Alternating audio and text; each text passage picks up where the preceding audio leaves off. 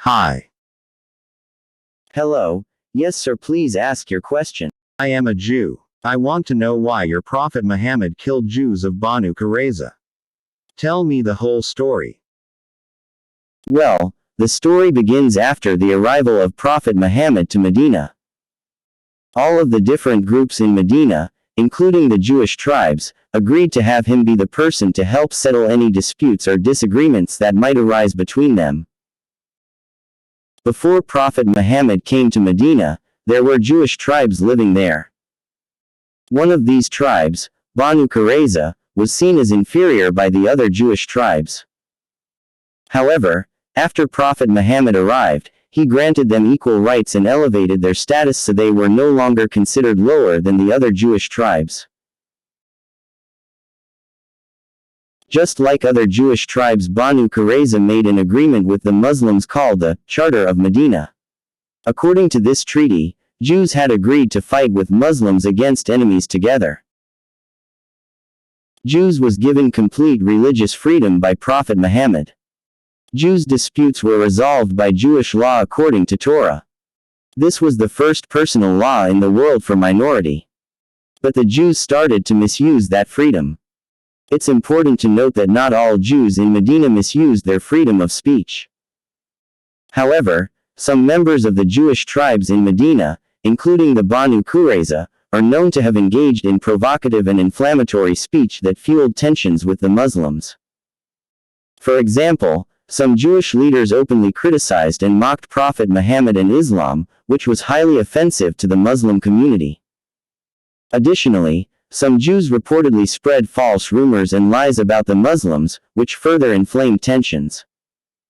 It's worth noting that Prophet Muhammad did not punish any Jew for asking questions or criticism.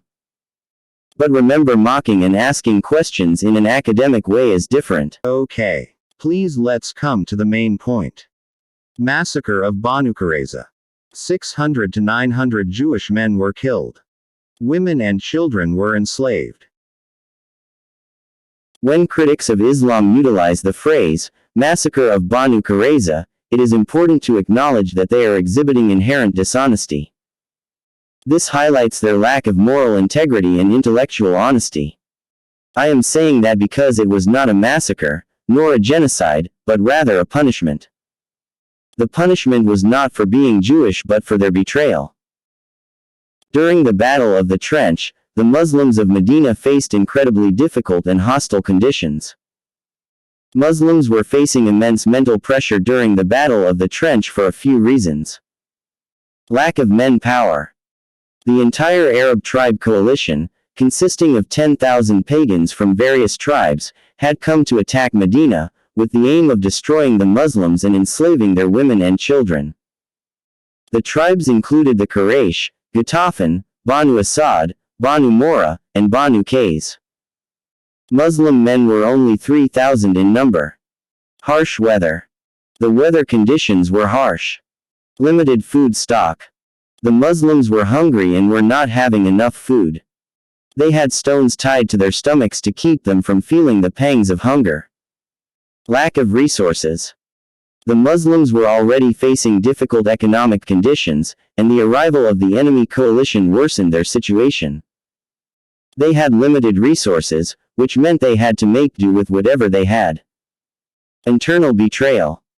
The mental pressure on the Muslims was immense, as they were facing not only an external enemy but also internal betrayal from hypocrites and the Jews. In such difficult circumstances, they got the news very soon: the whole Arab tribes are united to destroy Muslims. Prophet Muhammad and his companions decided to dig a 15-mile trench to stop enemies to enter the city. Harsh weather conditions and the lack of proper tools made the digging of a 15-mile trench in rocky terrain an incredibly difficult task. It is important to note that Prophet Muhammad himself participated in the digging of the trench, showing his commitment and dedication to the cause. The Muslims were constantly on high alert, as they were not even getting time for basic necessities like to go for the latrine. They had to remain vigilant at all times, as the enemy was always present. The Battle of the Trench was a decisive battle for the survival of the Muslim community. If the pagans had succeeded in their attack, the consequences would have been catastrophic for the Muslims. They could have been wiped out or forced into slavery, and the very existence of Islam would have been at stake. In such circumstances, Jews of Banu Quraiza betrayed. As I told before, like other Jewish tribes, Banu Quraiza had made an agreement with the Muslims called the Charter of Medina. According to this treaty, Jews had agreed to fight along with the Muslims against enemies together. However, in the Battle of Trench, they did not fight against polytheists when Quraysh and all the Arab tribes attacked the Muslims. When the whole Arab was about to attack Medina, Prophet Muhammad did not force the Jews to fight against the polytheists, nor did they remind them of the peace agreement. At least the tribe of Banu Quraiza should have remained neutral. Despite the good behavior of the Muslims, they had already collected weapons to supply to the polytheists to attack Muslims. In order to attack Medina from the rear, the Jews of Banu Quraiza had collected 1,500 swords, 300 armor, 2,000 spears, and 1,500 shields. At the crucial time when the survival of Muslims, including children and women, was in danger, the Jews supported the pagans and even tried to attack Muslim women and children. According to ancient tribal war rules, conquerors used to kill men and children, and women were taken as sex slaves, concubines, maids, or servants. After the Battle of Trench, after 1 month of a furious and intense defensive war, Prophet Muhammad came back to his place. He did not say anything to the Jews of Banu Quraiza. He considered that the war was over, and it is time to rest. Even companions of the Prophet were tired. The Battle of Trench was just over. However, the angel Jibril endorsed Prophet Muhammad to deal with the traitor tribe of Banu Quraiza. When Banu Quraiza heard about Prophet army is arriving, they fortified themselves inside the fort. When Prophet Muhammad were near to the fort, they started giving bad words to the Prophet, rather than asking for forgiveness. Also said inappropriate things about the wives of the Prophet. They verbally confirmed that peace treaty is broken. After 1 month of siege, Banu Quraiza were compelled to compromise. Banu Quraiza realized they were not able to fight against the Muslims. They sent their representative to the Prophet Muhammad stating that they would leave Medina and abandon their wealth if their lives were spared. The Prophet understood that if Banu Quraiza were allowed to leave Medina, they would persist in plotting against the Muslims, much like other Jewish tribes at the time. Moreover, forgiving them without a fair trial would have been unjust to the remaining citizens of Medina, as they had committed crimes that endangered the lives of others. The Muslim tribe, whose name was Aus, was a friend of Banu Quraiza. They asked Prophet Muhammad for mercy for the Jewish tribe. Prophet Muhammad told Aus to choose their judge to decide about Banu Quraiza. The chief of the Aus tribe, Sa'd bin Mu'ad, was chosen as the judge. Some say Jews chose Sa'd bin Mu'ad at the place of Prophet Muhammad. The Jews believed that Sa'd was the chief of the Banu Aus tribe and that they had friendly relations with that tribe. So they thought he would rule in their favor. Before making a decision about Banu Quraiza, Sa'd asked Prophet Muhammad, and the Jews and other people if they would agree if he decided something. Prophet Muhammad gave his word that his decision would be followed. Sa'd didn't give his personal opinion, rather he decided in accordance to the order of Torah, the holy book of the Jews. So how can people blame Prophet Muhammad?